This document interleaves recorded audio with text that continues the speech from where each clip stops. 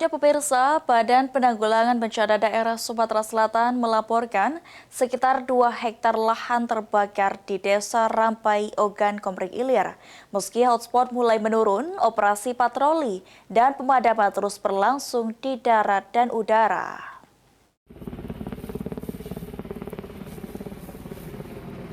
Peristiwa kebakaran hutan dan lahan terjadi di Desa Rampai, Ogan, Komering Ilir, Selasa malam. Sekitar 2 hektar lahan hangus terbakar. Kalaksa BPBD Sumsel M. Iqbal Ali Syahpana mengatakan titik panas hotspot masih muncul tetapi sudah mengalami penurunan dan berada pada fase menurun.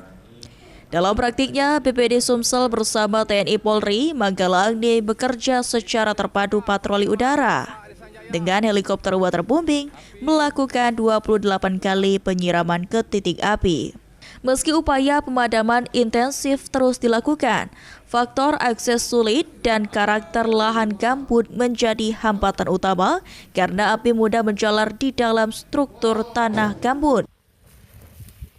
Ya, kendala utamanya yang pertama tentunya Oki ini merupakan kabupaten yang memiliki luas lahan terbesar dan juga akses yang terjadi kebakaran biasanya aksesnya sangat sulit kita jangkau dan juga tadi seperti yang disampaikan lahan di Oki ini kebanyakan lahan gambut. Nah, ini yang menjadi salah satu kendala kita dalam melakukan organisasi di Oki.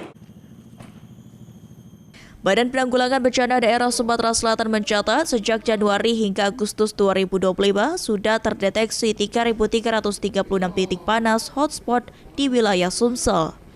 Meskipun ada penurunan hotspot dari periode sebelumnya, ancaman karhutla tetap nyata, terutama di daerah-daerah rawan seperti Oki. Hafidz Zaidul, PAL TV.